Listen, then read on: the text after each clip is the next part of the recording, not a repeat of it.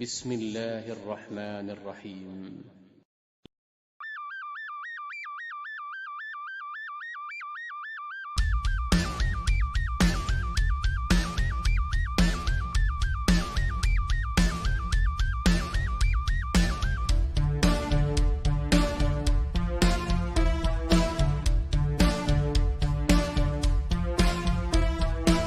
الله أكبر الله أكبر الله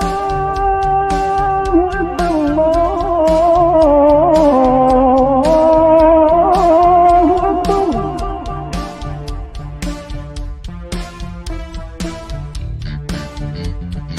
الله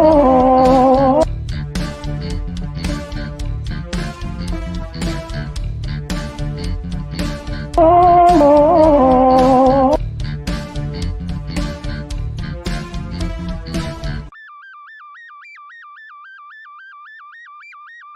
أشهد أن لا إله إلا الله.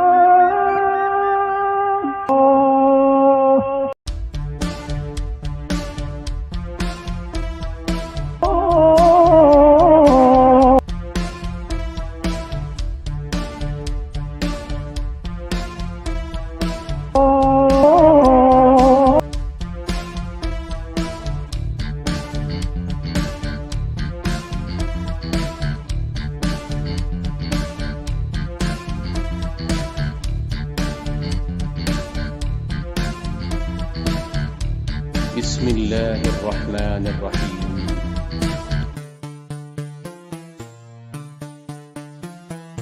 رسول الله رسول الله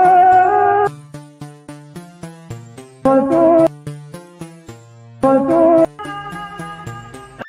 أعوذ بالله من الشيطان الرجيم. بسم الله الرحمن الرحيم. الشيطان الرجيم.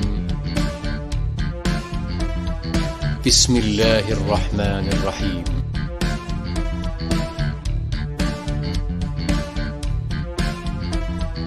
الشيطان الرجيم. بسم الله الرحمن الرحيم. أعوذ بالله من الشيطان الرجيم.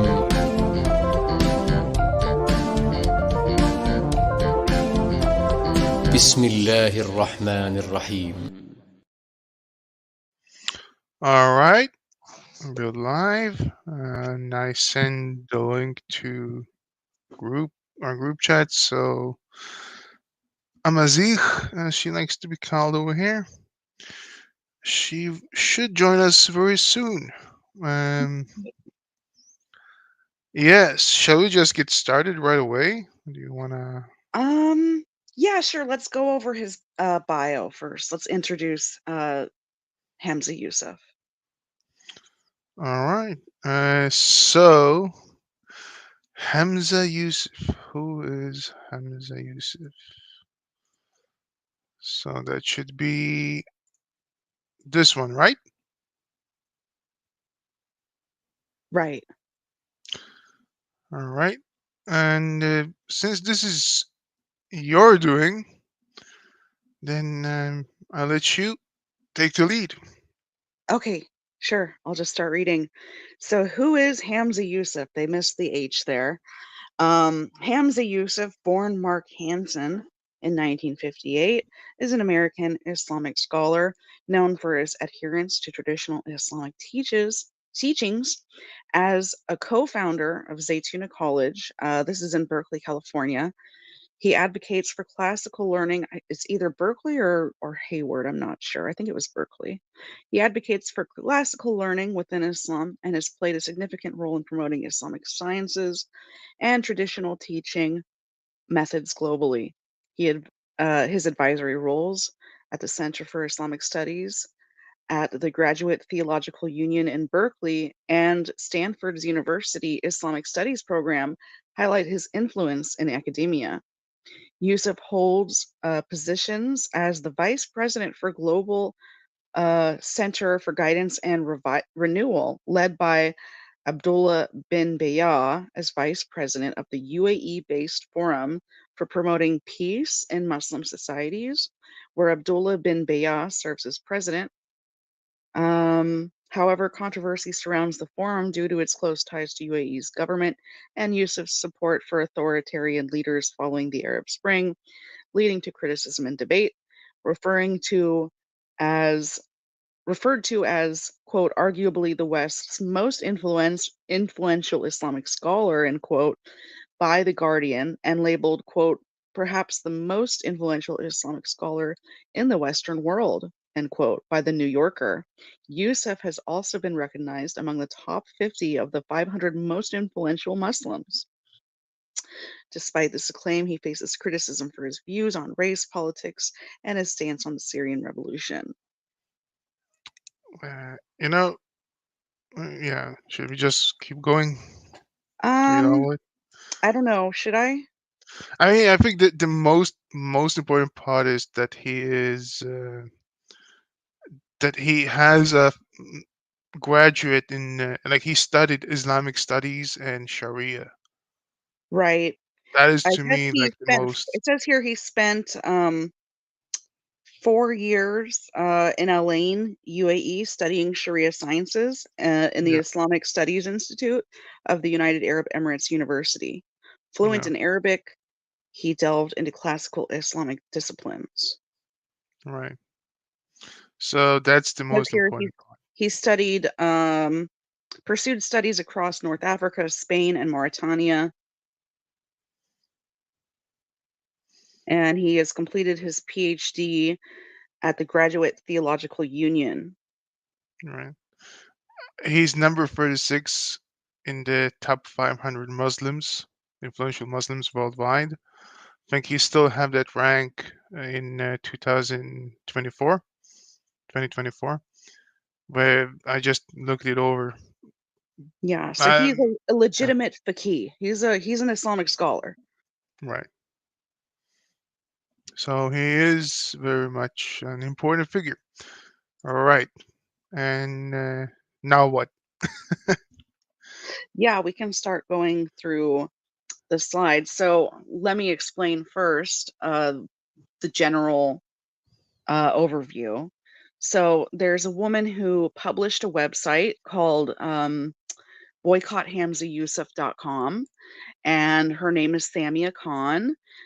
She's a student of Cambridge University, and she's open about all this. I didn't dox her or anything. This is all on her website. Um, so she's claiming that Hamza Yusuf sexually abused and even raped her, allegedly. So she published several essays and letters about this topic. Um, Now, in these letters and essays, she leans heavily on quotes from experts in the field um, of sexual assault and rapes, and several feminist speakers, scholars, and she delves into critical race theory and things like this. So, um, the way her essays are written, it's basically like she'll pick a topic, for example, sexual abuse, rape, and then she'll write about that. And within that topic, she sort of buries her personal testimony of what she experienced with Hamza Yusuf. And, she has other topics on racism where she will throw out another couple of little um, factoids from her claims of her experience. And then there's another essay she wrote about Hamza Yusuf called um, uh, Abuse and Alcoholism, something like that.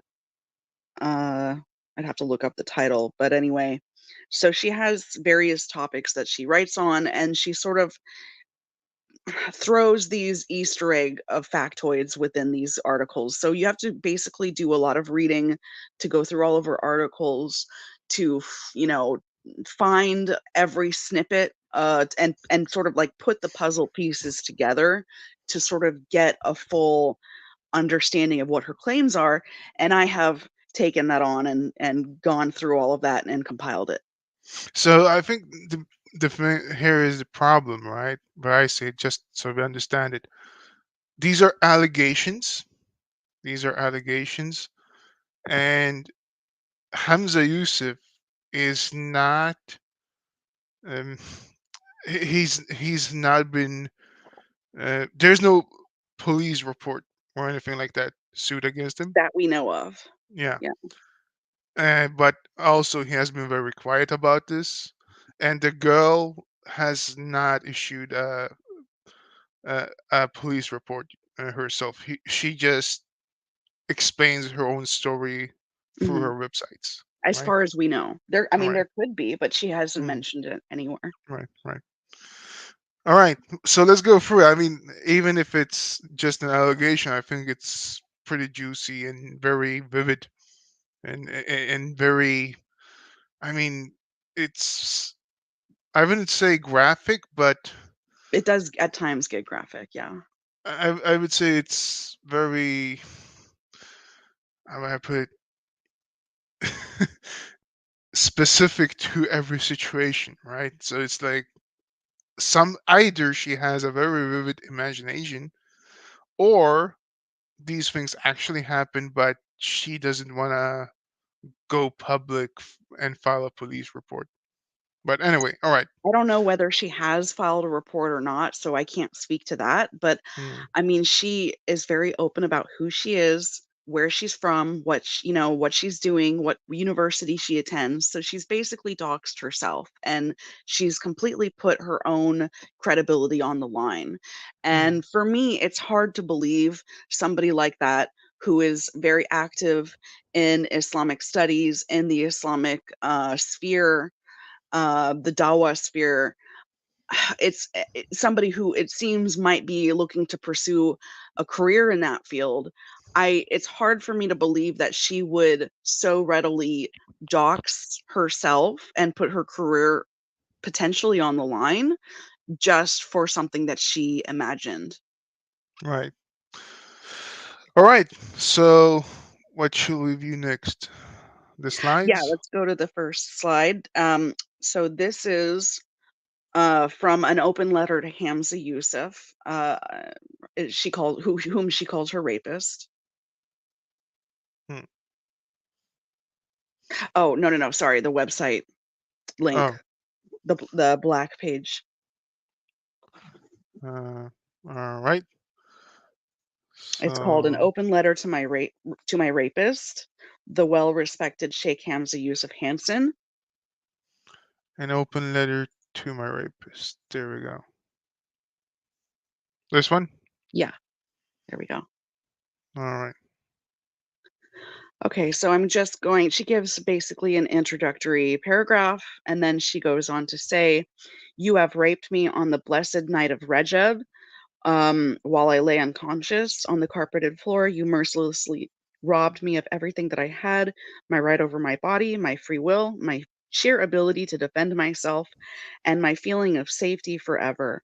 The soreness of my private parts and the lingering pain that I suffered over 3 weeks revealed how rough you were. And only God is my witness as to how many times I was raped by you on that night. Of course, you did not wear a condom and had no regard whatsoever whether your heinous crime would leave me pregnant. No matter how many times I washed myself after that night, I felt the filth that you left inside me wasn't going away. Let me say it more clearly. I felt impure. You have left me even more traumatized for another month when my period delayed and I was at my wits' end, fretting and worrying. If I had your bastard in my womb, God was my savior again, and I started my menses on the 37th day after being brutally raped by you." Hmm. Shall I go down? That's basically the only relevant portion I would say of details from this article. If you can scroll down if you want and see if there's anything else you want to touch on. I mean, the thing is that we're gonna talk about the concept of rape, of course, but uh, she's talking about him being a white man and going after a non-white woman. Mhm. She's talking about race. And why would he do something like this? But yeah, I leave it to you since you know everything about it. So Yeah, I'm just sort of sticking to because she doesn't just lay out what her story is and what her claims are, so I'm just going through the relevant portions to figure out what is her story exactly, without all of the, going into the psychology and the motivations behind why he could have done this, but just looking at her testimony first. hmm. Okay, so the next, then we'll go to the first slide. So now you want the slides, right? Right.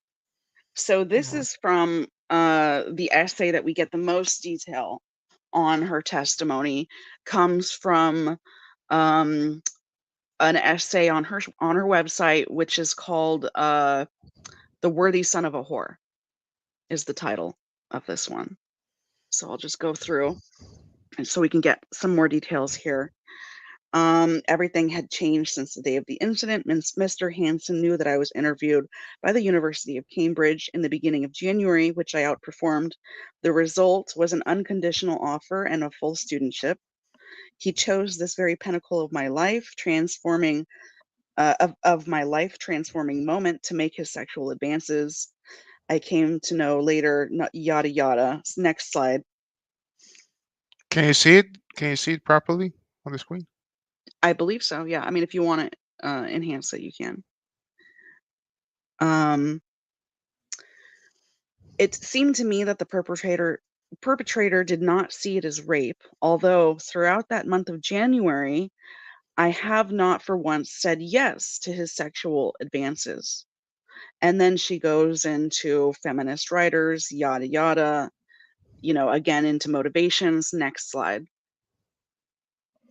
Oh, There was an expectation that I would allow him in and that he would have it without much struggle. My rejections drove him insane, and the result was physical violence. There were times when he would strangle me, hit me against the chair, against the window, and once he hit me so hard against the back of a chair that I had a big bump on my forehead. He would deliberately hurt me to force me to give in. And then that reference Con 2024, she does this often. I don't know why, but she references other articles as a source for information, which is I find strange, but that's her style, I guess. And then she says, I remember how I used to sit down with a hot water bag after he had left me in my agony and pain. Now it is evident to me that he was intentionally rough in order to make sure that I was hurt. Perhaps it made him feel powerful, as though he was experiencing his own masculinity. And then again, she gets into some expert take on, uh, the motivations or psychology behind this type of abuse mm. in abusers. Okay, so next slide. Long ago and far gone, I heard Mr. Hansen speaking about his research into pornography to understand why certain men in the Muslim community became addicted to pornography. To my bewilderment, I found him a man who was completely obsessed with sex and someone who knew his art all too well. He enjoyed having sex while sitting on the chair and wanted me to stay on top of him and would not release me from his grip until he was satisfied. When he came to visit me, I would continue with my daily prayers in his presence. On one occasion, when I was in prostration, he grabbed me from the back, held me there while I was unable to move or get up, and had sex with me next slide, while keeping me in that position until he was done. At times, he would use force to make me perform in front of him, and being an old man in his 60s, he loved to watch me please myself. And then she goes into, again, motivation for why, an abuser would want that. Next slide.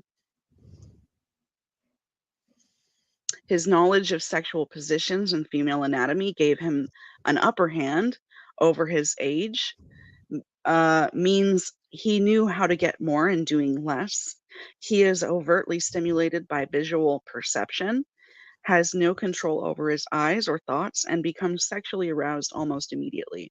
It felt as though it is sex that is all he has been thinking of when speaking about theology, spirituality, or religion, as if he was in a constant state of I mean, isn't sexual that experience. typical for every Muslim?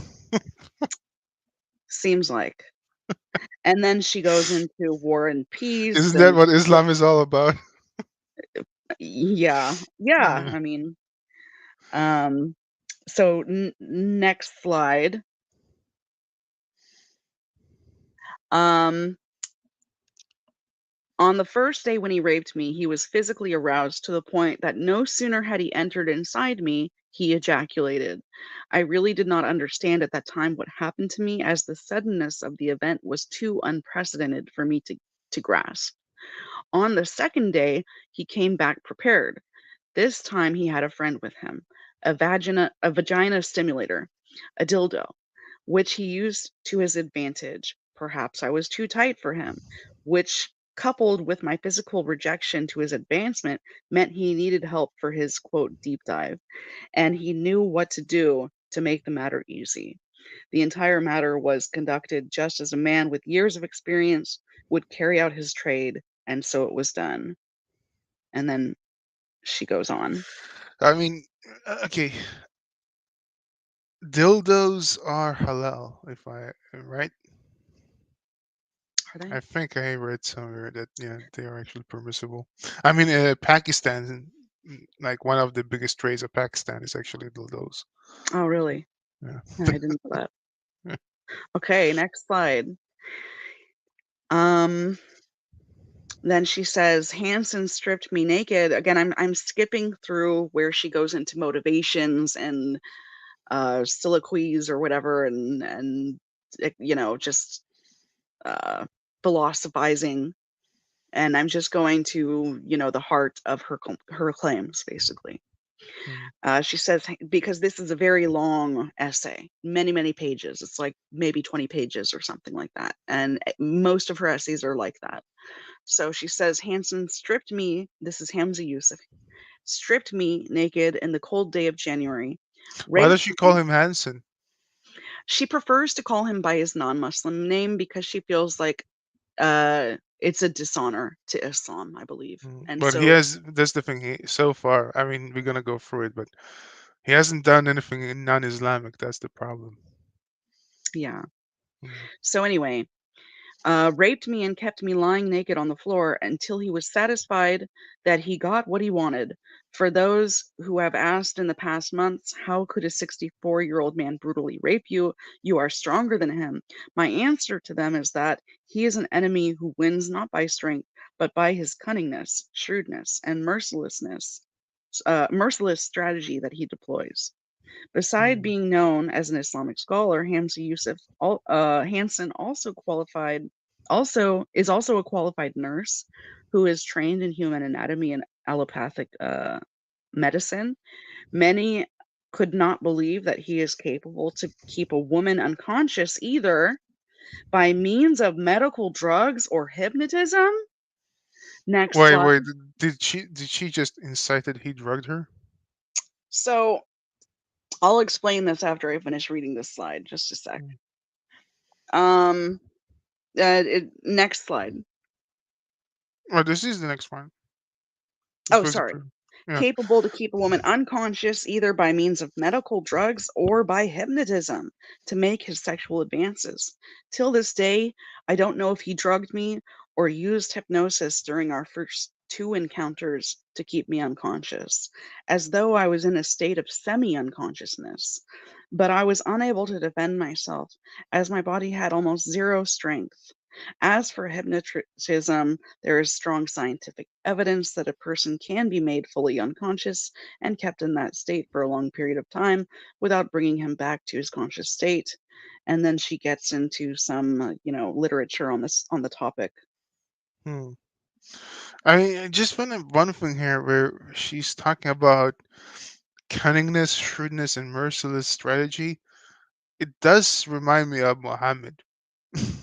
And perhaps, like I always thought to myself, because Hamza, he he converted to Islam when he was young, and every time somebody converts or reverts to Islam, I always think to myself, why? I guess I just got my answer. All right, so this is the next line. Well, I just wanted to say on this, I wanted to point out that at first she claims that his knowledge of human anatomy and physiology with his nursing degree gave him the ability to do more uh, with less. So, with minimal physical strength, he could overpower her. So she throws that out there. And then she's claiming now that really it was actually drugs or hypnosis, that he sort of like put her under a spell or drugged her and weakened her that way. So she's almost like throwing the kitchen sink out there as far as like there could be many different ways that he like many excuses for why he was able to overpower her. Yeah. So should I keep moving on? Um, You didn't go what through came this. next? No, this one about Okay, yeah. Hamza. So this is from another letter that he made, which is called "The Vagina Where the Racist Forgets His Race." Now, this one's a bombshell that she throws out. And she says, Hamza Yusuf Hansen, even in his 60s, was a man of weak composition and could not keep his erection long, yet he had the audacity to use physical violence, and more so when he made me pregnant without my consent. So where she failed to, she never mentions that before or in any other article, but in this Well, one, didn't she say that she had a bastard child or something in the beginning? she said in the other one that she was worried, and Mm, this was in her rape in February, because she says it was during Rejab, which Rejab had fallen on February. mm, Um, So she says in that one that she was worried about being pregnant with his bastard child until 37 days later, she finally got her menses. But in this other essay that she has up on her website, The Vagina Where the Racist Forgets His Race, she throws this bombshell out of nowhere that says that actually she was made pregnant. hmm. So, I mean, I'm thinking she can't be talking about that event that happened in February where she got her menses. It must have been another time when, another month, another time where he, in fact, got her pregnant, if this is true. Otherwise, I don't know what she would be referring to because she says, Maybe she made an abortion. she never says anywhere what happened to that pregnancy, Hmm, whether it was a miscarriage, whether she got an abortion. But she claims in this article that she was made pregnant. She doesn't say when she was made pregnant. So, I mean, it's a complete mystery. hmm, Maybe she meant to say when I thought I was pregnant, but I don't know why, like, you know, she just says made her pregnant without her consent. hmm. All right, next one or Sure. all right? And this is from, I think, the same article, the same essay, where she Yeah. says, so these are, I'm just sticking with her fact claims from all of these articles. He said, she says here, um, again, she points to January, and he did not care if I was bleeding. He would engage in intercourse anyway. For a single day, he did not wear a condom and did not care if I would become pregnant. He was proud of his sperm as though he was experiencing what it is to be a man and wanted me to experience the same. And yet, that was not enough. He wanted me to submit mentally, physically, and spiritually to make it feel mutual, and wanted to get what he desired without any difficulties. Hmm. Well, all right. So I guess Okay. I'll review some of the facts that we've covered so far. So I should stop now. No, you can leave that up there. It's fine. I'm just Yeah, going to go over some of. yeah. There we go. Okay. Yeah. Um.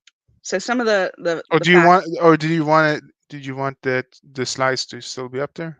Either way, it doesn't matter. Just for reference? Yeah, Or do yeah. you want me Either to way, go you can look at the through website maybe if you want the to, and website? be on the The website? homepage maybe of the website. Sure. So it should be an open letter to my But I'll just start rapist. going over the facts here that we've established according to This one? her. Either any of them. Yeah, that's fine. All right, all right. Yeah, so this is the website where you can find all of these articles. You can see on the sidebar all of these articles present, and there is a tab somewhere where she has where it just says my blog, and then she has all of her tabs to her articles. Yeah, maybe scroll down and see a picture of her in her bio or whatever. I mean, she's open about this. We're not doxing her. She wants this information out there. This is her? Mhm. Oh. Oh, all right. So We should just go. so these are her claims. What we've established, I'm trying to establish what exactly are her claims. And this is what we've established. In her open letter, this is published June 25th, 2023, she says that she was raped on Rajab, on the holy night of Rajab. Now, Rajab is not a night, Rajab is a month. And the high holiday in Rajab would be the night of the Miraj, Do which you is want me to go through the slides where? Oh, hey, Amazigh. Welcome. Hi Missed you. guys. Yeah, miss you too guys. Hi Jane, how are you Welcome, doing? welcome. how's it going? Good. Jane, do you want me to go through the timeline on the slides that you showed before? If you want to, we can. I Well, mean, I no, think I gotta go. I gotta go through the Timothy Winter stuff first. okay. So I just want to go through the facts that we've established already, All right, all right, basically, all of, right, of her all right. claims. Not established facts, but what her fact claims are. All right. Okay, so the open letter essay published June 25th, 2023 says she was raped on Rajab, on the night of Rajab. Can you just stop for 1 second? This guy is in every live stream. Has been on once and got destroyed. Prophet was not of child ministers Hadith. I think his name is Saeed. Saeed, listen, I don't know what, like, you know what? Just enjoy the show. I'm happy that you're here. Just enjoy the show. Sorry. Go ahead, Jane. Okay, so she makes very clear from the open letter essay and from other essays that she was raped in the month of Rajab, on the night of the Miraj, I believe. And so I looked up the dates, and the night of Miraj in Rajab in 2023 falls on February 18th. Now, she also says in her another essay of hers, I think it's the vagina where the racist forgets his race article, or no, it's in the rape, violence, and alcohol article. I don't know if we showed that slide actually, but anyway, that's okay, no big deal. So in the rape, violence, and alcohol article that she has, she says in there that the night of Rajab that he raped her was not the first rape, and she says that she was also raped the day before that and the day after that. So Yeah, you that know what? Let's show that slide because that's the last one before we introduce the next villain in this. okay. Uh, So she's this claiming, one, right? um that's it. There you go. Yeah. That's it. So she's claiming that she was raped the night before and the night after the holy night of Rajab, which is, I believe, the Miraj, the night journey holiday, which places these rapes on February 18th, and then 17th and 19th. So 17th, 18th, and 19th of February would have been days that she's claiming to be raped in 2023. Now, she makes very clear from other essays, for example, the Son of a Whore essay, that she was also raped in January. And she has this not just in her essay, but also on the titles of some of her pages or her questions throughout the website. She makes it's clear that this can't be a typo or something like that. She's very clear that she was definitely raped in January as well.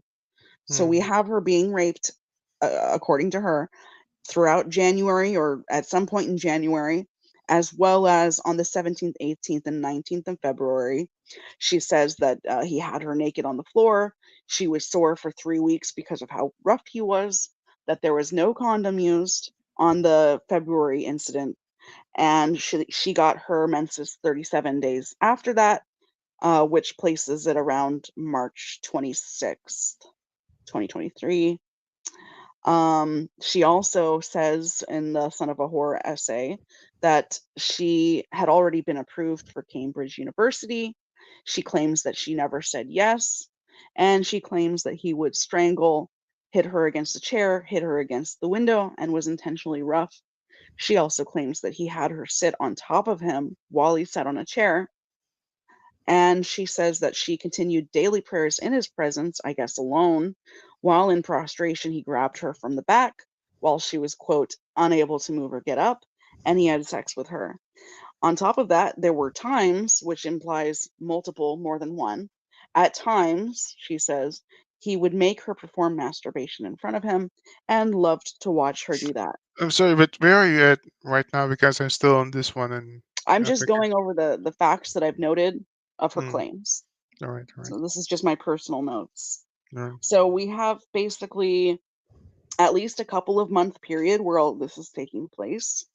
Do We you, have, because you have I saved some slides of like the dates. You want me to show them? yeah, we can go through that after. No, let's go through the winter stuff first. All right. Go to the winter slide The because this we're going one. to cover that next. Yeah. Okay, so I'm just going through my notes and I'm just laying it all out there of these are her claims. That it was at least maybe a 2-month period that she was raped by Hamza Yusuf is her claim, and that it was basically in every position. We have her lying on the floor, we have her sitting on his lap, we have it from behind, and on top of that, he used a dildo on her, and she also masturbated for him. And then she also says in another article that she would perform oral sex on him.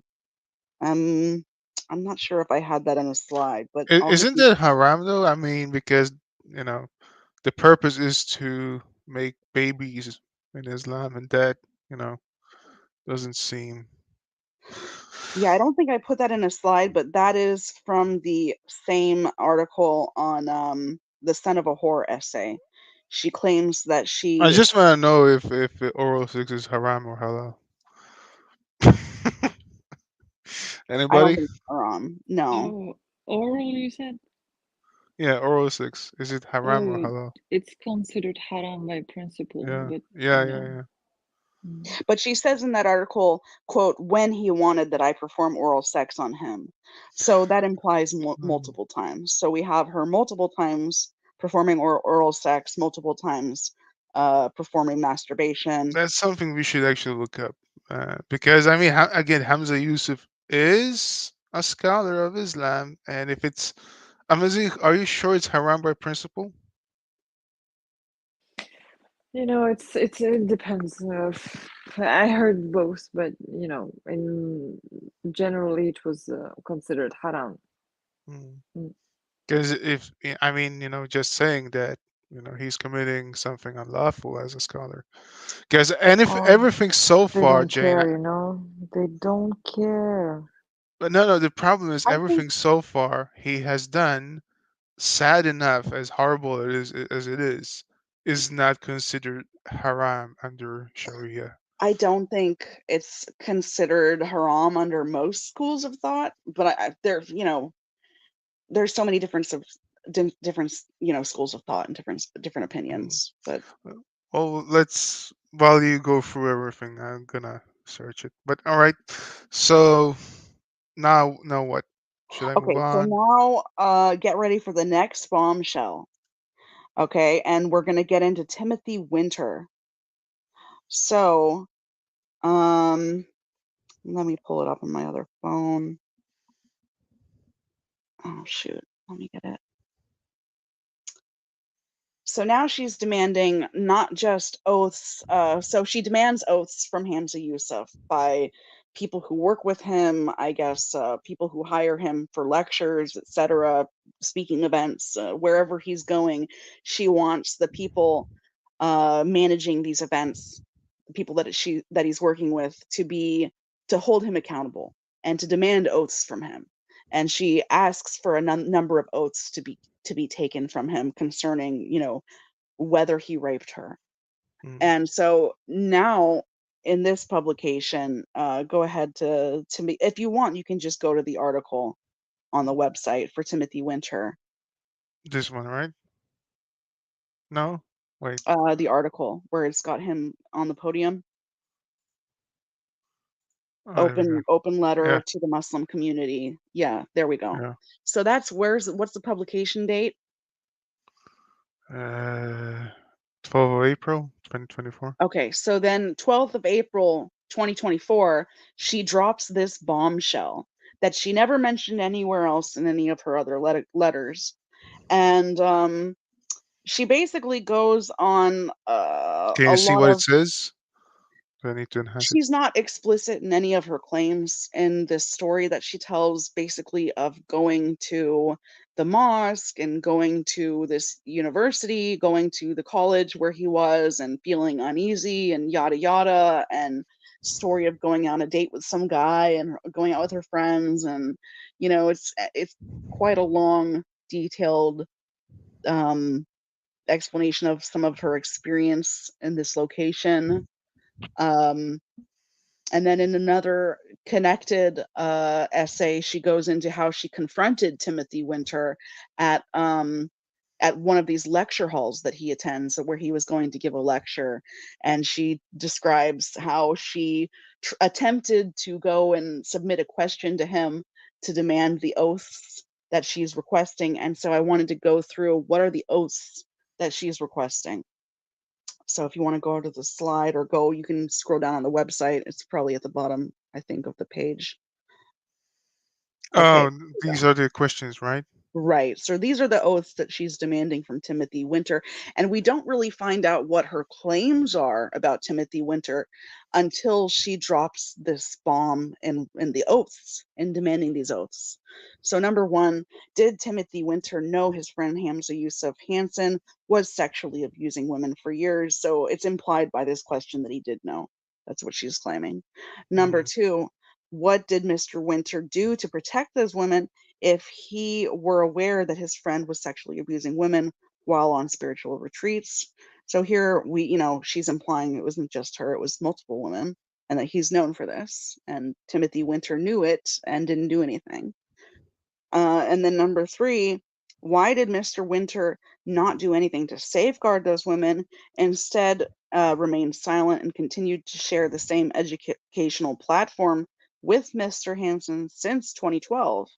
Number four, has Mr. Winter sexually abused any women while on religious tours, including those in Turkey, Mecca, Spain, led by Hamza Yusuf Hansen? And then she gives an example of one of those tours, or by himself, Al Ghazali tours. Number five, in what capacity did Mr. Winter know Samia Khan before his encounter with her again in 2024 Cambridge?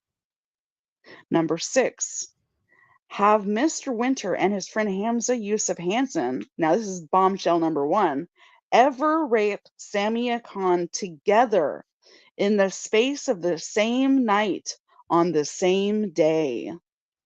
What?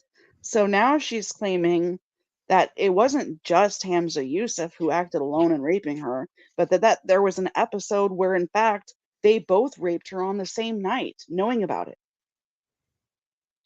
I just want to know, does she, I mean, this is her just being uh, vague about it, but does she clearly say anywhere here that indeed Mr. Winter did rape her? She only poses it in the form of a question, and so she's being very roundabout. She actually doesn't provide any testimony in this whole article saying, quote, Timothy Winter raped me, aka Abdul Hakim Murad, who's a scholar of Islam, by the way, this man raped me, and this is how, and this is where, and these are some of the details. She actually doesn't do that anywhere. So you can only obtain this information or this inference by her question. That the fact that she is demanding that he take these oaths, and she, so she very clearly is saying that he raped her. Well, remember that. I mean, here's the thing: was there a form of temporary marriage involved in all of this? Well, hold on. Let's go back down. I'm not finished with the last page. There was number 7. So that's bombshell number 1. That she's making the claim here that, in fact, not just Hamza Yusuf, but Timothy Winter, aka Abdul Hakim Murad, who is also a scholar, who also is a dean. Just before I lose my chain of thought, because what I was trying to say is that if there was a form of marriage, remember that a husband can lie to his wife. But anyway, go ahead. I think we should get into the questions and like the discussion after we cover all the facts. All right. There's so many points to go through. So let's just finish the Timothy Winter. Go back to that article. Right. Okay, go to the bottom. Okay, yeah. So that's bombshell number 1 that we get from this essay, that she's claiming raped her on the same day. But then bombshell number 2, did Mr. Winter rape Samia Khan again in the holy month of Ramadan 2024? So now she's claiming that they not only raped her in 2023 at the beginning of the year, but he also raped her in 2024 in Ramadan. Now, so now would be a good time to go through the timeline. So what do you want me to do now? The timeline slide. Oh, the time. All right. Okay. Right. All right. Yeah, I got it.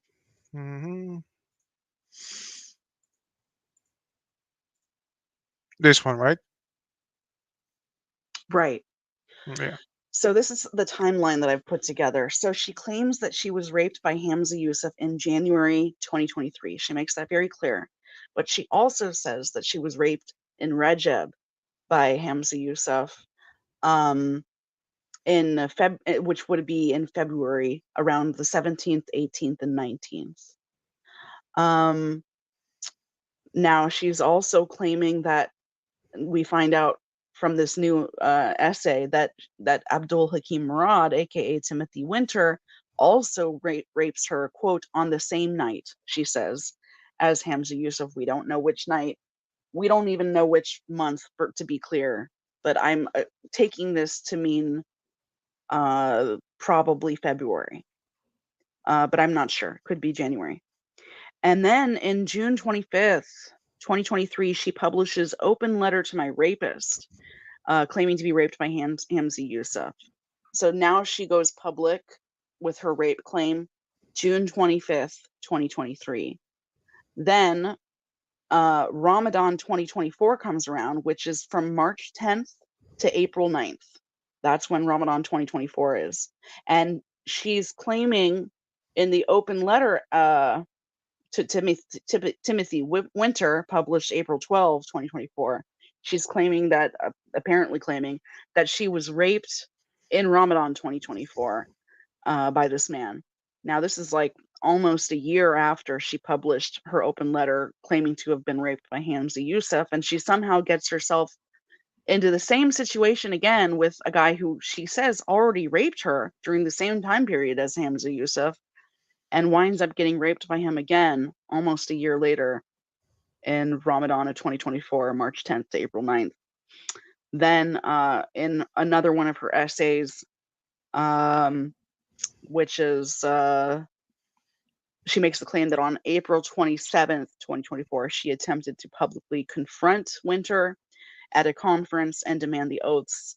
And she goes into that. I forget the article name. Let me see if I can find it real quick. The essay that she has on that one.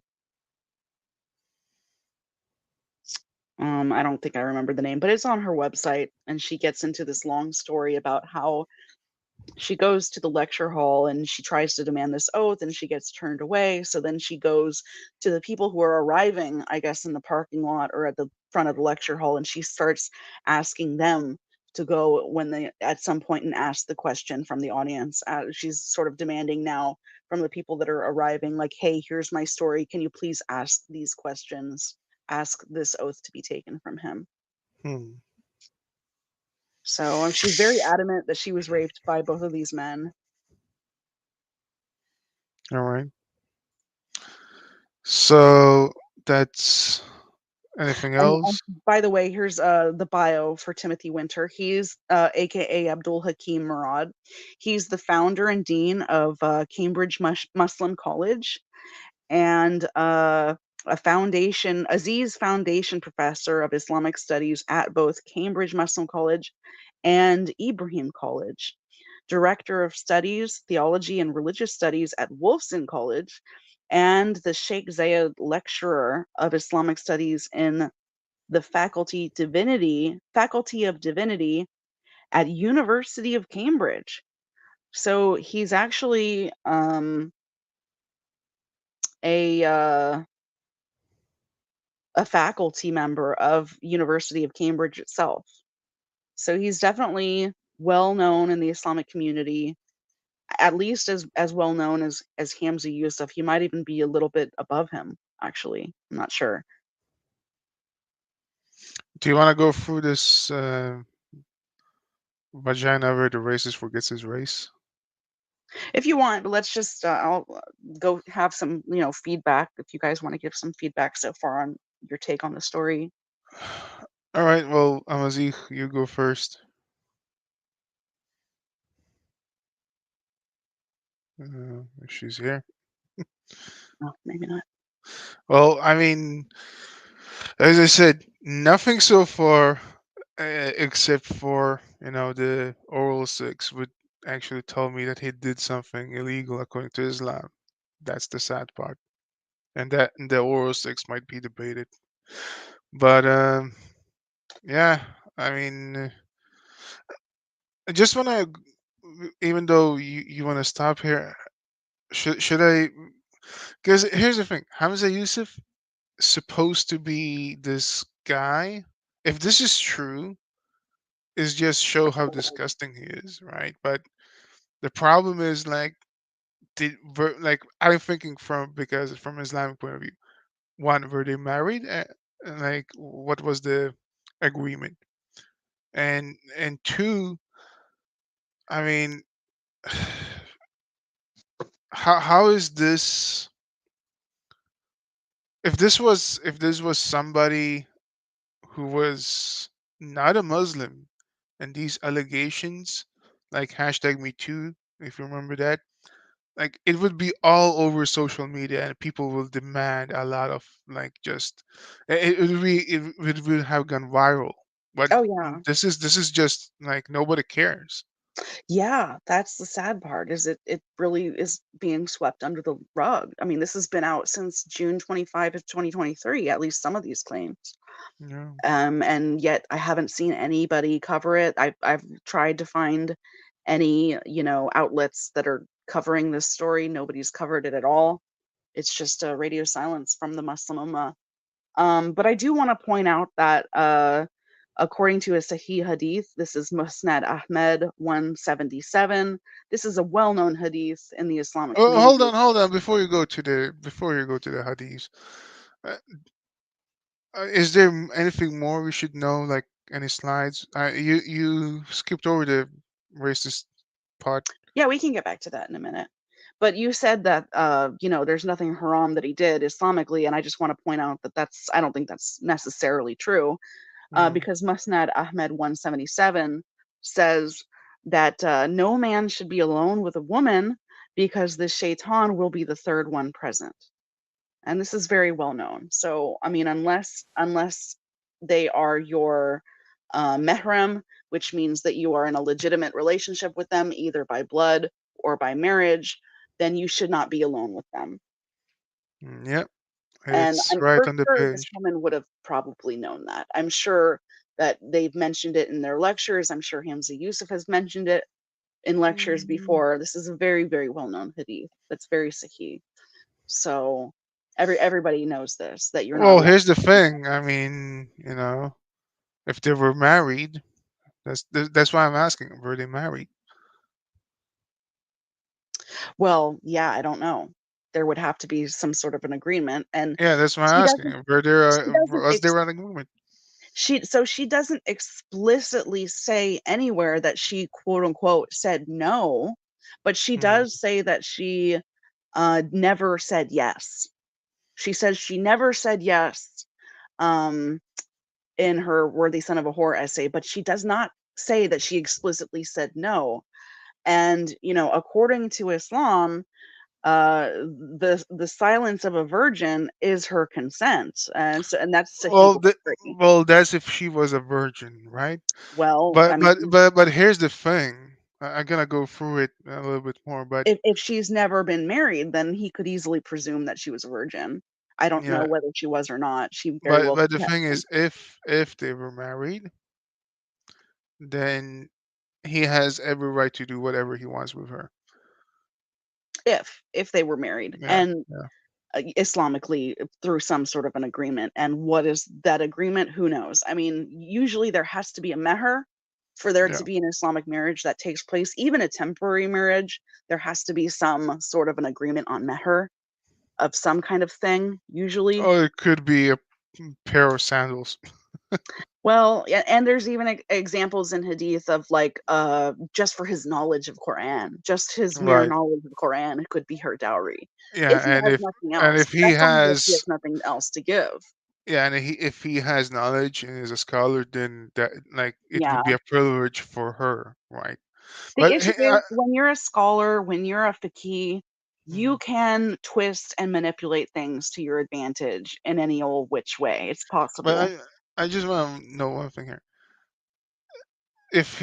I mean, if Timothy was there, then you know she's not alone. Yeah, that would definitely be explicitly haram. Mm, So, I mean, to say that there's nothing that haram that happened, that's not true because mm. even if you're married, even if she had agreed, even to a temporary marriage, there would still I mean, be. maybe he did. Maybe he suckled her tits, and became a mahram. Sam, let's try and take it seriously.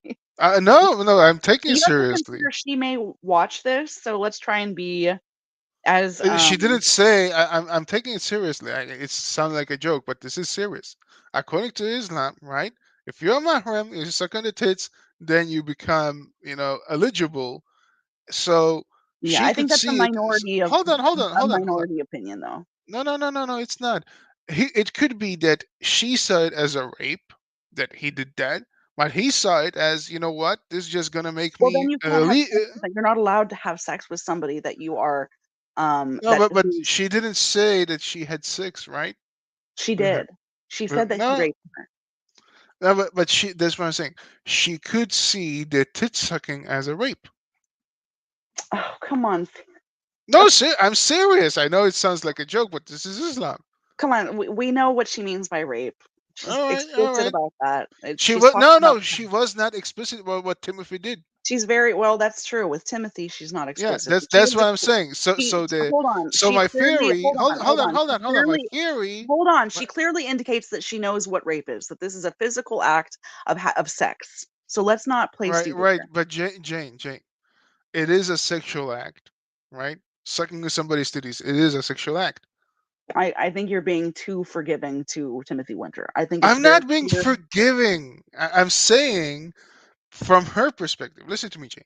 No, From her, she's not just going from her perspective. She's appealing to the community, and she's asking for this oath from the Jane, community. can you listen to me? We all know what rape is. Jane, listen.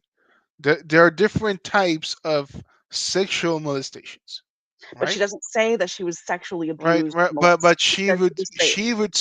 she would see it. See it as rape. Okay, I think that's not a likely scenario. That she Well, we had her don't know, boob sucked on and she's right? calling that raped. Rape. Well, I would. Again, we don't know I'm what happened. assuming that she's using the word rape as everyone understands All it, of right, sexual Jane, intercourse. Jane. But Yeah, the I thing agree is, with you, Jane. Yes. we don't I know think what you're going off happened. on a tangent, Sam. That doesn't make sense. We need to just cover the Listen, story. we don't know what happened. Okay. So, I mean, to me, listen, Islam is on one side. Just hold on, Jane, and listen to what I'm saying before you interrupt me. All right? Islam is on one side with rules. Then we have the human side where we understand what it means when somebody comes and takes advantage of you. That can include such an act as, sucking somebody's titties. Then she would say that he took advantage of me in this way. All right. Well, She let's appeals to Western academia, Western understandings multiple times. She is clearly applying the Western understanding of rape, which is sexual intercourse. all right. All right. Let's see let's see if we get some more of this, but sure. So, all right. So, he was there and he raped her too, allegedly. And that would be haram because two men at once is not allowed. Yeah, you have to Islamically, even if you're married or getting a divorce, or even if it's a temporary marriage, you still have to observe an iddah, which is a minimum 3-month iddah Mm. between men, so that if you become pregnant, you would know who the father is. But she's saying that, both of these guys raped her on the same night. So they're definitely, there's for sure they're doing something that they know is haram if they both are aware of the other person. Like if uh, as she claims, that Abdul Hakim Murad, Mr. Winter, raped her after Hamza Yusuf raped her knowingly, then there's no standard by which he could claim that he thought they were married, or he thought that there was a temporary arrangement, or that he, thought in some way this could have been considered halal. There's no way that he could possibly consider that halal. Right. Right. Um, because I still have this question, so I asked IslamWeb.net. Uh, okay, so they talk about the anus, uh, then the menstrual period. Oh, that's the other thing, because she does point out, yeah, I wanted to cover that too. She does also point out that Hamza Yusuf didn't care if she was bleeding or not when he raped her and had sex with her, like some Mm. of the time. And what I assume she means by that is menstrual blood. So that would also be haram in Yeah, Islam. that would be haram for sure. At least Right. according to IslamWeb.net.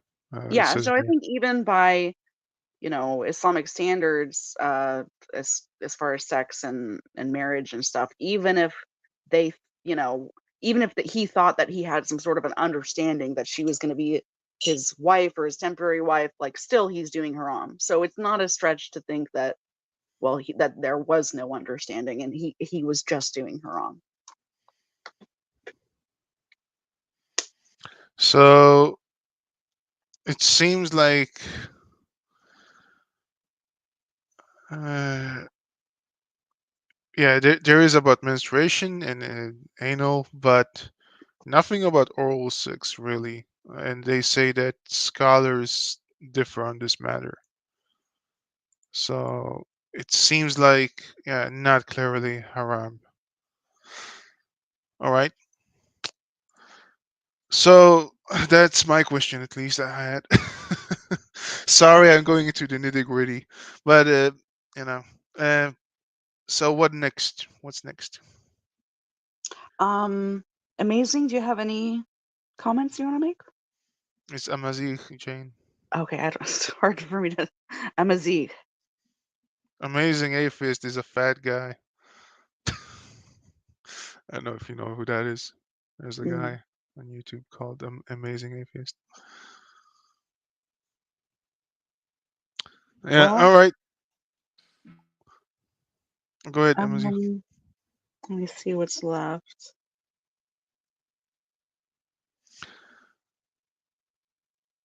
You want to go through the racist stuff?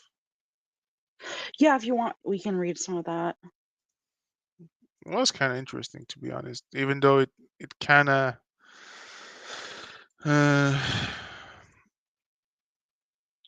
wait, yeah, uh, it's not really exactly on point, but the racist comments like are um, somewhat interesting. Yeah, I mean, it's sort of like looks like she's posing herself to be positing that she's a victim from more angle than one. It's not just, an authoritarian abuse of authority, but it's also a racial injustice that's happening, a racist angle as well. Um, I mean, here is where it's get kind of stretchy. Does this not sound familiar to what Hamza Yusuf told the Muslims almost 2.5 decades ago? I mean, not no. I would say no because this is a stretch. When he says, uh, if you hate the West, immigrate to a Muslim country, and then she's trying to go to you know racist statements in Brexit yeah, it's and quite a stuff. long article, like most of her articles, but if you want, we can just go through it because it is interesting. All right, so I'll just start at the top if you want. I mean, if you have anything from here that you want to highlight, otherwise you can just skip it. Yeah, I'll just sort of like skim through it. She goes into we humans are apparently the only animal that anguishes over the question, who am I? Um, However, my studies of ancient history and philosophy taught me otherwise. Ancient Greeks and Upanishadic thinkers asked the same question for more than 6,000 years. As an essentialist, which I have called myself until a year ago, found myself at home when I read Vedanta's answer to this question, thou art that. I don't know. It's very. I don't know how this is really even I relevant. think we can skip this. In defense of Hamza Yusuf Hansen in 2016, Imam Zaid Shakir posted on his Facebook, I can say with absolute confidence that there is not a racist bone in Sheikh Hamza's body, ignoring the fact that this man, Mr. Hansen, has made many explicit racist statements for 2 decades. Um, in 2001, Mr. Hansen was featured and accoladed by Guardian for his blatant remark, i.e., if you hate the West, immigrate to a Muslim country. The columnist Jack O'Sullivan presents Hamza Yusuf Hansen as the West's most influential Islamic scholar, and how many Muslims find Mr. Hansen's views hard to stomach, but that Mr. Hansen is advising the White House on the current Yeah, crisis. Jane, you know what? I think we can skip this. I don't think this is leading anywhere. This is Okay. just her talking about him. But you know what? I want to show you guys this one. Well, there is an interesting quote in here where she says, I am Palestine, and Hamza Yusuf is Israel. Sure. All right, I want to go through this. This is Reliance of the Traveler. Traveler. So let's see here, because this is conjugal rights. The wife's marital obligations. It is obligatory for a woman to let her husband have sex with her immediately when A. He asks her, B. At home, meaning where they're staying, uh, even if being lent to him or rented. hmm Right? And she can physically endure it. Another condition that should be added is that her marriage payment, mahr, has been received or deferred to a term not yet expired. As for when sex with her is not possible, such that having it would be entail manifest harm to her, then she is not obligated to comply. If she asks him to wait, she is awaited to a maximum of 3 days. She does not ask to wait because of not having finished her period or postnatal bleeding, for there is not physical harm entailed in her complying as she is, though if she fears that such forfeit with him will lead to actual copulation, which is unlawful under such circumstances, then she may refuse. The wife's right to intercourse. Imam Ghazali, one should make love to one's wife every 4 nights. All right. Uh, since it's obligatory for a husband to enable her to keep chaste. The wedding night. The first time they sleep together is recommended for the husband to grasp his bride forelock and supplicate Allah for an increase in blessings. The husband's rights. A husband possesses full rights to enjoy his wife's person, from the top of her head to the bottom of her feet, though anal intercourse is absolutely unlawful in what does not physically harm her. So even though it seems like this, right? Even though, yeah, I mean, oral sex seems halal. Even having sex for menstruation doesn't seem to be something that harms her, right? Well, Only it's thing is, very clearly haram from Islamic literature. I mean, it says here that um, as long as it doesn't harm her. Yeah, I don't know. There might be some difference of opinion there. Yeah, I honestly don't think this is a big deal. Like, it doesn't care. Like, as No, long but as it well, doesn't harm. of course, Quran 2, Al-Baqarah Yeah, 223. hold on. Before we go there, I'm gonna read this one, right? Okay. Because according to this Sharia manual, honestly, uh, I mean, it you it seems like the husband has the right, and she cannot say no, and it doesn't seem to be a big deal. Understand? Like Right. even if it's haram, it doesn't seem like it does. The husband is permitted to practice coitus interruptus in lovemaking with his wife, right? Uh,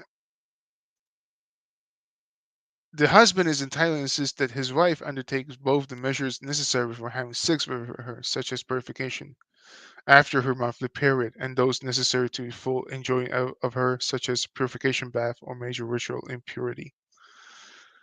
Uh, so, yeah, the way I read this, right, because the only thing that is explicit is anal. But you talk about the dar, sorry, the mahr. Uh, the marriage agreement is valid. No, no, this is not the one. Because it it's talking about. Uh, um,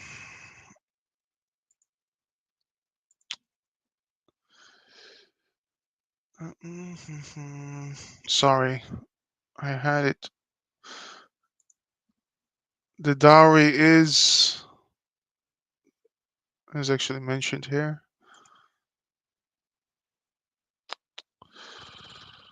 and now I cannot find it. All right. So I'll just throw out a couple things while you're looking. Yeah.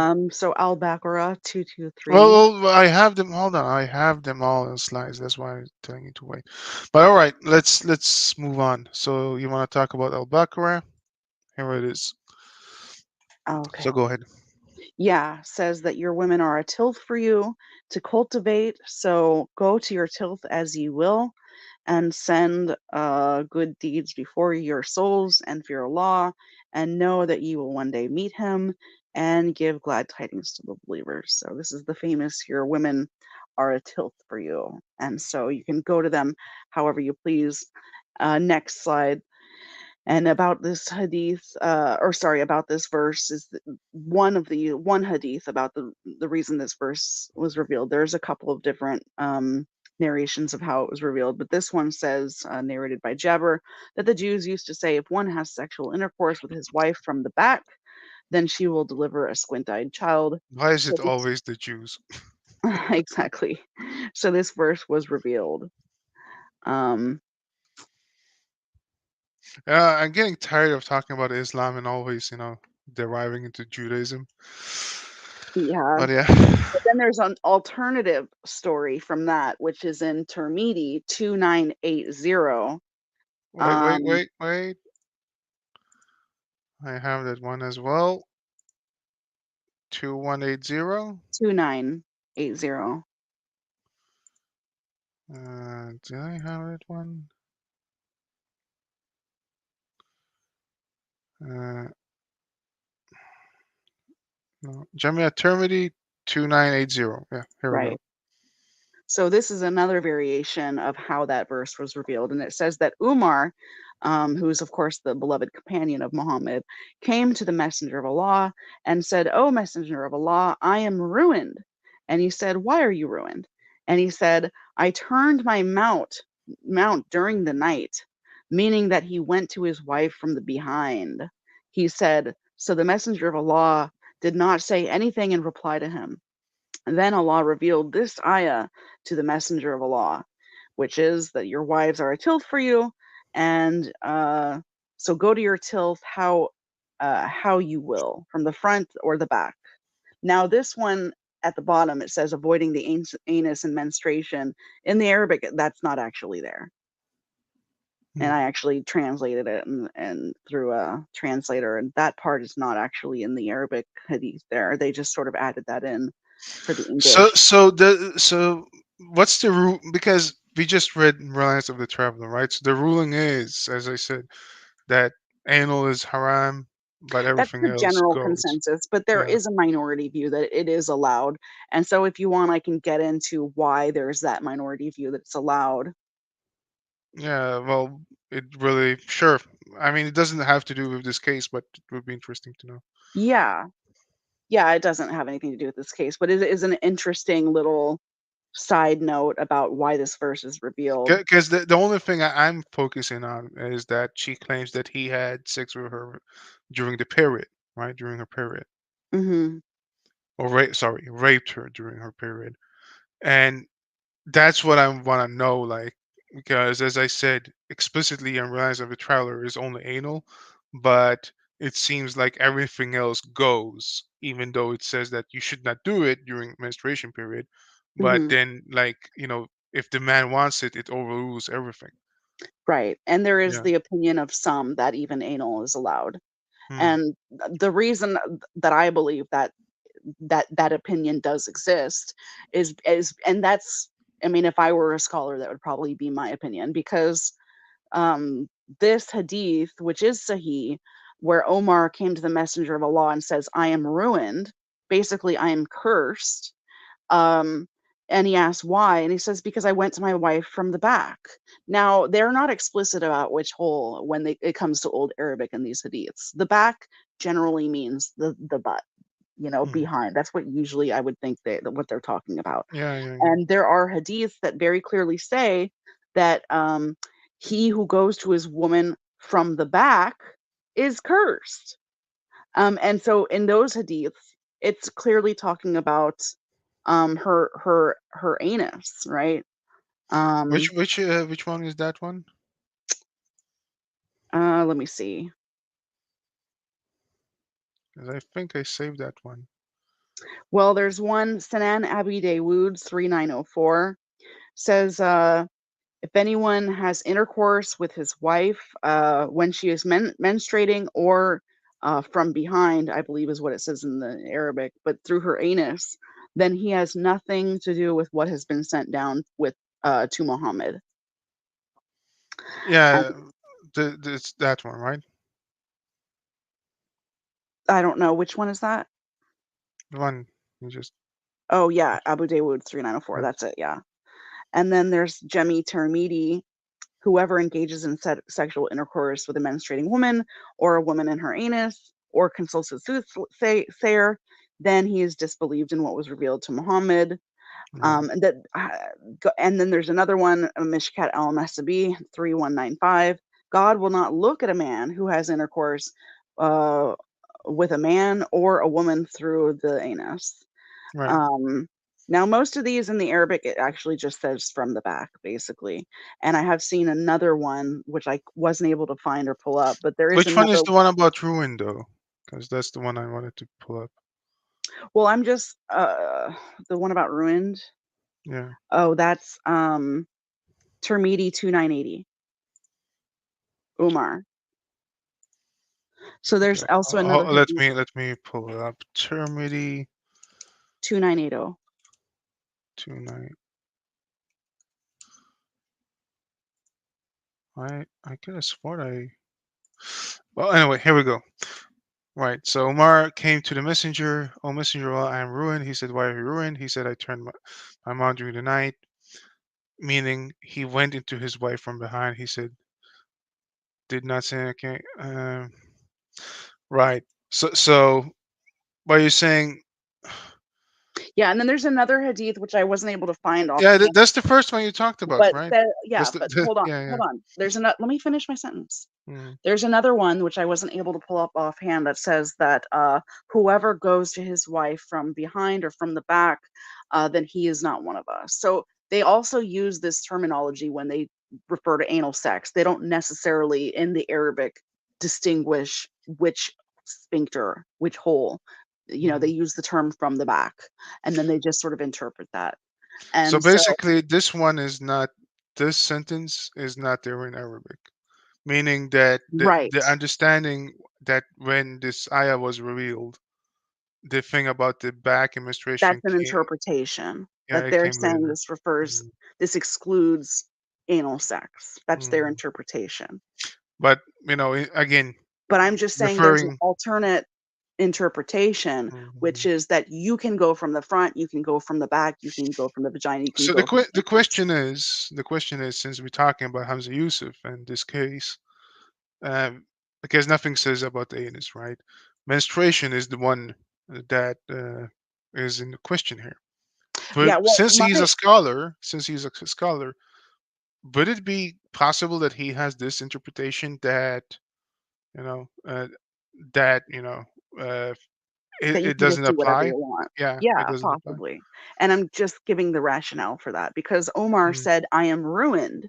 And so why would he say that he is ruined if the only thing he was worried about was squint eyed children for, performing it doggy style?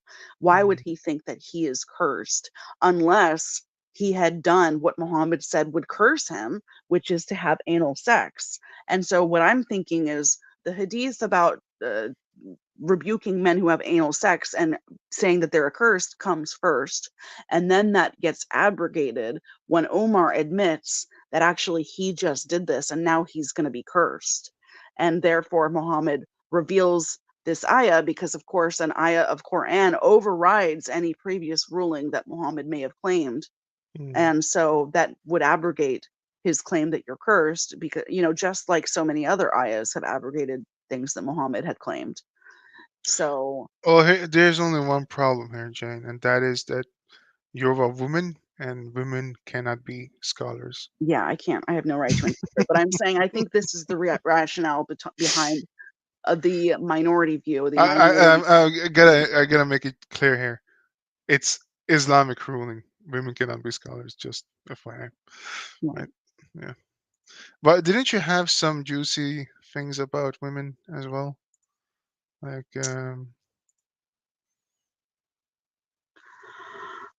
Um, oh yeah, this one is good as well. Like, maybe we went through this, but yeah, that yeah, you I need think to I covered consult a that. soothsayer. Yeah, it's in the same category of consulting a soothsayer, a witch or something. Hmm. So a major sin. Oh, this one is good. If a man invites his wife to sleep with him and she refuses to come to him, then the angels send their curses on her till morning. So, is that what he said to this poor girl? Well, I mean, this only applies to a wife, so it would only apply under the understanding that she's his wife. Well, she But couldn't be I his just sex wanted to slave, bring this right? up to show that women are in Islam are very much seen. We know that a woman's intellect is worth half that of a man, and what women are really valued for is having children and giving sex, essentially. Hmm. You know, What about this one?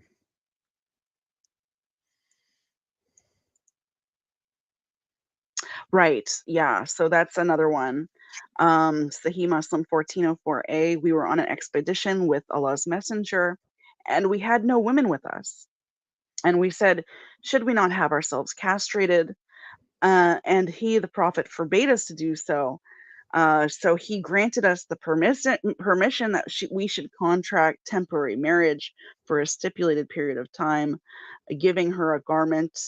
Um, and Abdullah then recited this verse: "Those who believe do not make unlawful the good things which Allah has made lawful for you, and do not transgress." Um, and so it could be argued. So interestingly, even though that verse is included, don't make it unlawful what's been made lawful, the Muslims claim that it was then made unlawful to contract a temporary marriage. But I would think that some would still say, even though it had been made unlawful, it would still be possibly lawful under certain conditions. For example, when you don't have your wife available, or if your wife is unable to perform, no longer can have sex with you, which this woman, Samia Khan, does claim in one of her essays. She claims that Hamza Yusuf's wife is no longer physically able to perform sexually, or at least that's what he has claimed and said to her. And, she poses the question. Um, Let me see if I can, I'll pull it up. He says, uh, he says here he was deeply unhappy, which makes me ask again, if he loved sex so much and he didn't want to get married again, and instead, what necessitated his attacking women as young as the age of his daughters? If he chose neither, why did he not take self responsibility for his uncontrollable passion and sterilize himself or undergo orchiotomy, meaning castration, knowing that he would not be able to control his sexual impulses? Well, this hadith provides the answer to that question. If you're wondering why he didn't, seek medical care to castrate himself, well, this is haram. The Muhammad forbade this, and men who would even consider it, he allowed them permission to contract a temporary marriage. And this temporary marriage, by the way, is with usually at this time it's on an expedition, and so it's possibly with women that they have captured in an expedition. So essentially, women that are captives, that are rape victims. Not So there's the thing, right? Was she a wife, or did Hamza Yusuf view her as a sex slave? that is the question. I mean, it's hard And to know what his motivation is. what legality inside of Islam would he use for that? Because I mean, she's a Exactly. Muslima. Yeah. Seems so weird. Yeah, that's the question, is if he is going to try and sort of like Islamically weasel an excuse out of this, what would be his excuse? Yeah. And I mean, I don't know. I mean, Could it be the racist part? it's I think Islam has a culture of blaming women who put themselves in these types of positions. For instance, women who don't wear hijab. It's like they're sort of like asking for it, But right? she does wear a hijab. I get that, but as a Muslim woman, you know that you're not supposed to be alone in a room with somebody, especially somebody that you know has these sexual impulses, that has been open about it, Yeah, that but has but made it these sort wasn't of open about advances him. to you. She couldn't know that in like Well, beforehand. she said that she was, throughout the month of January denying his advances. So she Mm. says very clearly that he was making advances of her, you know. So what? Okay, but I hate to be the victim blamer here, right? But I just want to make sense of it. So why would she then still be in the room with him? Would it be like she still thought, well, maybe I can get a good Islamic education from him or something, like Yeah, I don't know. benefit of the doubt, stuff I like. really don't know. I don't know if they were working together, if she had to be alone in a room with him. Maybe she's his. I don't know whether she's some sort of like a secretary position working with him, where Bill was Clinton. required by work to. Was it a Bill Clinton moment? I have no idea. I'm just It would saying it would explain a lot, though, right? Islamically, even if that were the case, it shouldn't have been the case. Mm. No, Islamically, but you're not allowed to be alone in the room with a man mm. who's not your mahram. No, but I'm thinking of non-Islamic, like the Bill Clinton case, with what's her name? And I think that's one of the issues why probably the Muslim Ummah has sort of like turned their back on her and is not supporting of her, not, Yeah, yeah, yeah. promoting this No, content, because it does open the door for this victim blaming and shaming that, yeah, that's you put Muslims. yourself in that position. Jane, that's Muslims. You remember the case with Bill Clinton and what's her name? Mhm. What's her name? The I secretary, don't remember. uh, Monica uh, something. Monica Lewinsky. Yeah. So, the whole thing about when you're in position of power, you are not to date or try to get like there's a whole thing around it, that Right. I forget what it's called, but you're not Yeah, it's allowed very to. abusive. Sorry. Yeah, it's a definite abuse of power. I mean, this is a guy who's No, no. in Let me, charge of her Jane. college that she's Can you just attending. can you let me speak for a second, please? I'm Mhm. thinking. Yes, you're right. What I'm saying is the whole concept of when you.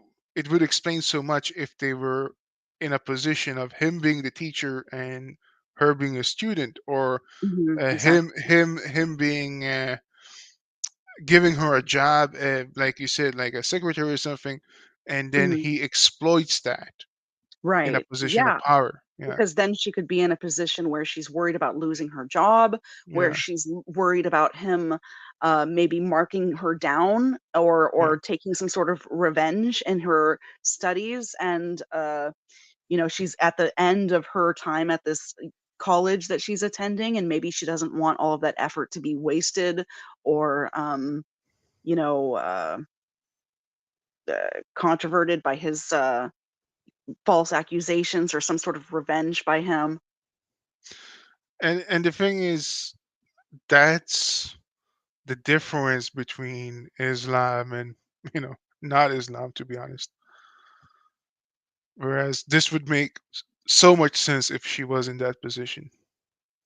Yeah, I just wish she would explicitly say what was going on. Was she a student? Was she um, uh, an employee? Like, exactly what was your situation? But she does mention that she went on tour with them, which is like, now I'm kind of thinking, okay, is this like an Islamic groupie situation? Where, because she implies that there were other women that would go on tour with them that were basically like groupies, that would, they would, Yeah, but did he do sexually anything with molest. them? Did he do anything with them? Huh? Did he do anything with them? Well, she implies that he did in the Mm, letter to the open letter to Timothy Winter, where she's demanding mm, the oaths, and she is in one of the oaths is asking, is he aware that Hamza Yusuf was doing this with young women on these tours? So going back to 2012, so she's saying this was known, and mm. that's another problem. Is look, if you knew this about him, if you knew that he was known for this, of course, maybe she didn't find out until after her experience with him, so there's that, but and and It could and be I a think benefit of the doubt situation, right? could be. Yeah, probably was. And I think that's probably why she's gone public, because there probably have been rumors about both of these guys for a long time, especially Hamza Yusuf, and she wants to be on basically the first on the bandwagon to warn other women that these are not just rumors, and to Mhm. encourage other people maybe to come forward probably. So I have this one, the last one that you wanted me to share. One of my favorites, because but the thing is, was she a virgin? That's the question. Was she a virgin or That not? is the question. It seems an awful lot like And were they married? That's like I want to know. Was there an Islamic marriage? Whatever. Like, in his mind is the question, because like, I mean, did he allude to the idea of wanting to marry her, and maybe he felt like she was just too shy to openly say yes, and because she doesn't say that she said no, she says, quote, never once did I say yes, but according to this hadith, you don't need to say yes explicitly. If you're a virgin and if he regards you as a shy virgin, then perhaps your silence was considered by him to be consent technically. I mean, there's a lot of technicalities that you can sort of rationalize and get away with.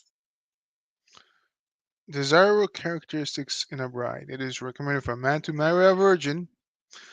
Then the characteristics: religiousness, right?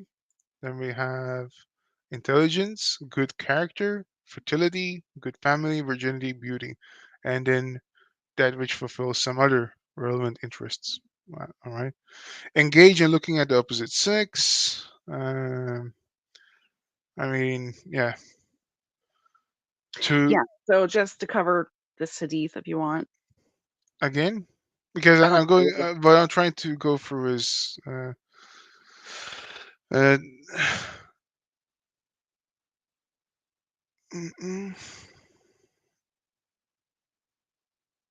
the showing of no, that's not.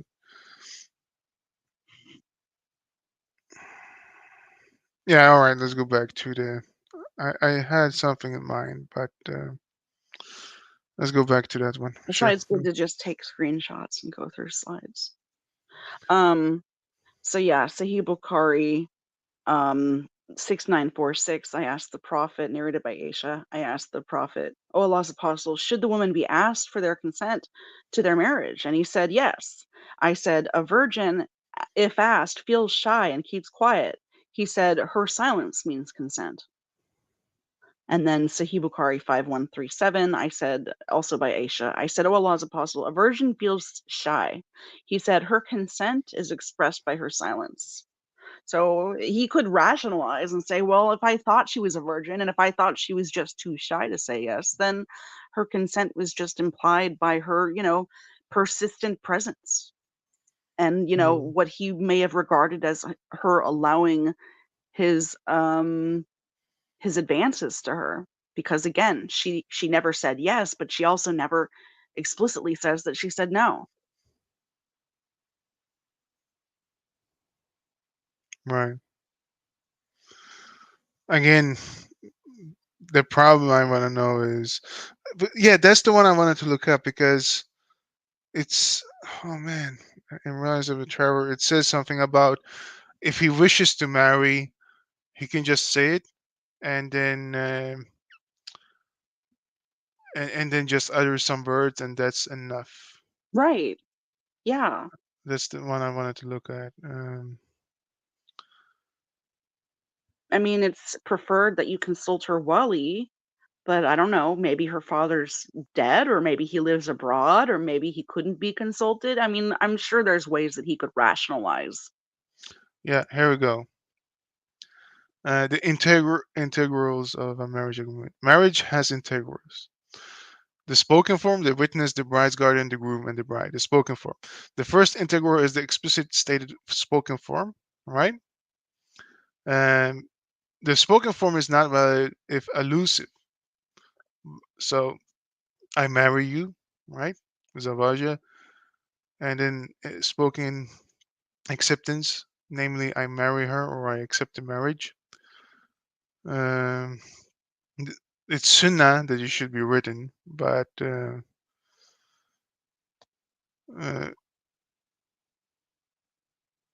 extraneous conditions added to the marriage contract, such as that the husband observe monogamy or the like, are not binding, being meaningless, though they do not invalidate the marriage agreement, which remain effective. Mhm. So even if it's, it should be sunnah to write it down, it does not annul the agreement. The witness, the second integral is that the marriage have witnesses, it not being valid unless two witnesses are present, who are male, right? Son of Mhm. hearing, son of eyesight, familiar with the language of the two contracting parties. Uh,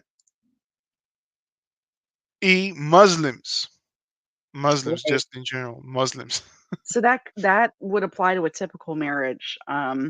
Yeah, But if it is muta, I mean, if you're a scholar who believes in muta, which who knows what he secretly believes? Maybe he secretly believes in the minority opinion that muta is halal. And in that case, you don't need any witnesses. Well, here's the thing. Upright witnesses, even if the uprightness is merely apparent, right? So it would cause delays and difficulties. Then we have the bride's guardian. Uh, a woman may not conduct her own marriage. Let no woman marry a woman to another or marry herself to another.